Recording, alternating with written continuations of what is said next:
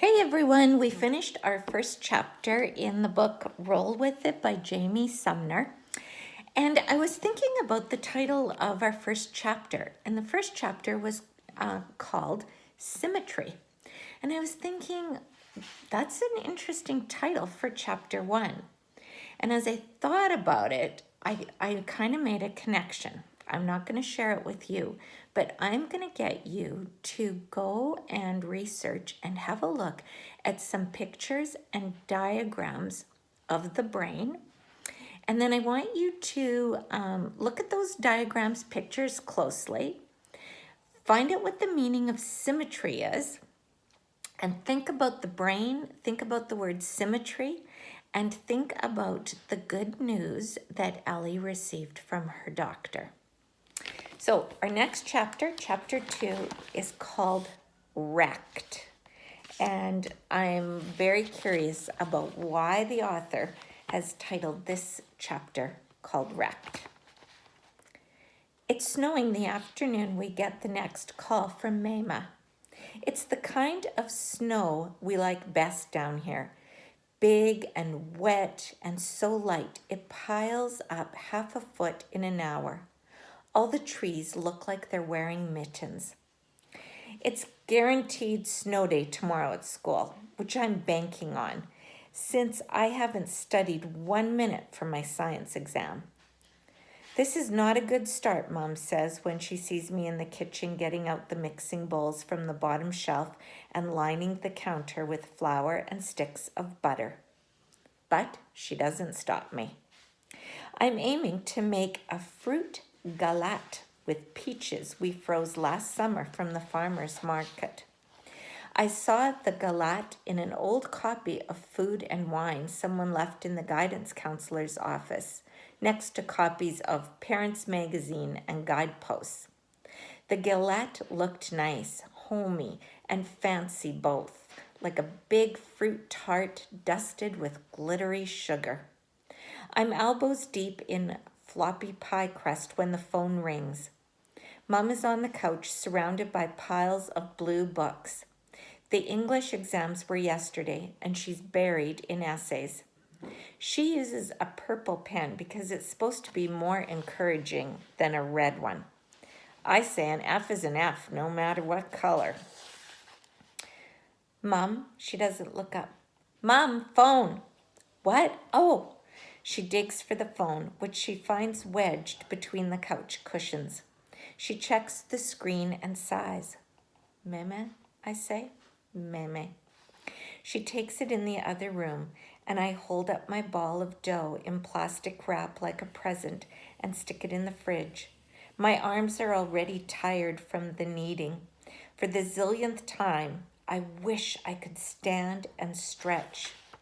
Because she's not here to yell at me, I settle for cracking my neck in the way that Mom hates. 10 minutes later, and I'm sprinkling sugar over a bowl of cut peaches when she walks in. What? What? Why do you look like that? I say, dusting the crumbles off my fingertips. Like what? Like you've been hit by a bus and then backed over again. It's your grandfather. I grab a towel to wipe my hands and roll over to where she's plopped on the couch. The blue books go sliding. What now? She leans over to pick them up, but then she just kind of stays there and puts her head on her knees. He's in the hospital. Oh boy. I try to swallow, but there's a lump of panic in there that makes me cough. This must have been a bad one. What happened? He drove into Food and Company. Oh, what do you mean into? I mean he drove the truck through the glass front windows of the grocery store. Against my will, I picture his weathered hands on the wheel and see shattered glass and a tire spinning. I feel dizzy. When I was younger, he would hold me up so I could practice standing. He was always so steady. Something inside me topples over and I wrap my arms around my stomach to hold myself together. thought Mama had hid the keys. She did. He found them. I put a hand on her back. It's knobby like mine. I can feel every bump in her spine. She aims her words at the ground and they fall heavy. They're keeping him overnight in the hospital. Apparently the airbag did some damage, abrasions to his face. Your grandma said he's also fractured his nose. Oh boy. We eat the peach galette for dinner. It's a little soggy in the middle, but neither one of us cares. I don't think Mom even knows she's eating. Afterward, she takes her exams with her to her bedroom. She works best when she's stressed.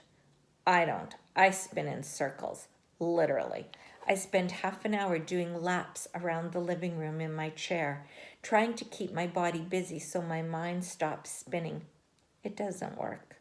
Grandpa's hurt. Maymay's scared. Mom's sad. It all sticks like gum and I can't pull out of it. So I give up and head down the hallway. I should go to bed now, or study. Probably should study, but my head's too crowded. I pick up my phone and sneak into the bathroom and lock the door. I dial area code 918 and wait. Hiya, honey. Hiya. It doesn't bother me when Maymay calls me honey. That's what grandmothers are supposed to do. It's a grandmotherly word. How's things, Maymay asks, like we're just shooting the breeze. Really? What? You want to hear about my day, I say? Well, I don't want to talk about things here, honey. This place, they've got your grandfather. It's like a morgue. It smells like baby wipes and cigarette smoke. Lord, the amount of smoking that goes on outside this hospital by nurses and doctors, mind you, makes you wonder all over again at the state of our health care. But you don't want to talk about it? No, I don't. I can hear how tired she is. It travels down the line ahead of her words, and I want to reach across the miles and hold her hand. I watch the snow still falling outside and curling up like fluff on the windowsill like a cat. We sit together in the quiet. I want someone to take my hand too. How'd neuro go? She finally asks. Good. I'm off the meds. Well, praise the Lord and pass the potatoes. Your mother must be through the roof. She cried. Of course she did. Her baby's in the clear. She cried about you tonight. Well, she's a crier. I don't tell her I want to cry too. Maymay, how are you really? There's a long pause that I have to stop and check the phone for a signal. Oh, honey, you're a child. You shouldn't be worrying about this. Should is for suckers, Maymay. You're the only one who told me that. Tell me really. Should is for suckers. I stand by that. But this kind of truth isn't for young ears. It kills me when she defaults to my kid's status because she's one of the only people who treats me like an adult. But I know Maymay's in her own tailspin of worry, just like I am. So I stay quiet, waiting it out until she starts talking again. Baby, your grandpa's just about done me in this time. He's okay, but I hate looking at him laid out in the hospital bed. And there it is again, another picture in my head I never wanted. Grandpa in a white bed under white sheets and white lights, looking like a shell of himself. All those age spots from too much sun mixing with the bruises. I wipe my nose on my sleeve and clear my throat. I heard he found the keys. Yeah, I hid them in the pantry, but he got turned around, going to the bathroom, and found them. I hear beeping in the background. It's steady, which seems good, and then a man's voice, muffled. Honey, look, the doctor's just come in and I've got to go.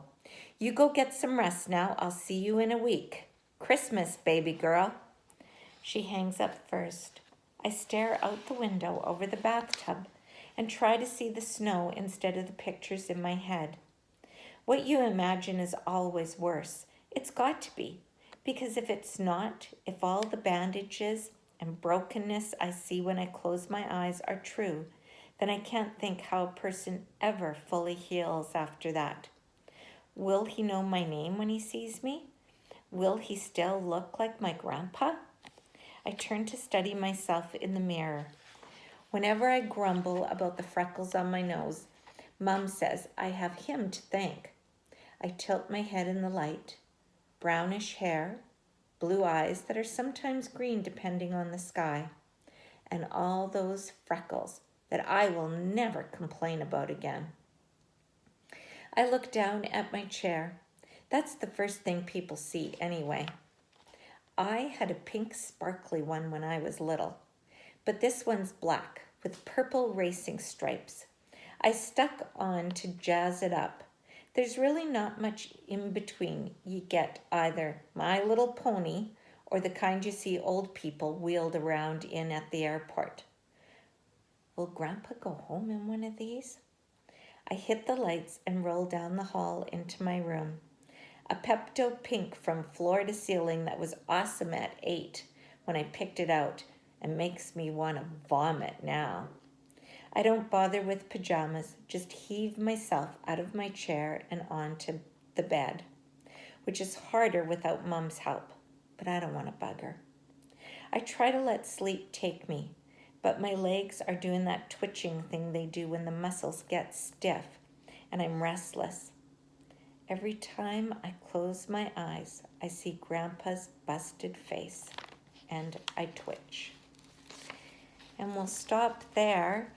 And it sounds like we are going to go on a trip with Ellie when she goes to visit her grandparents for the Christmas break. So I hope you're enjoying Roll With It, and I'm looking forward to reading some more of chapter 2. Bye.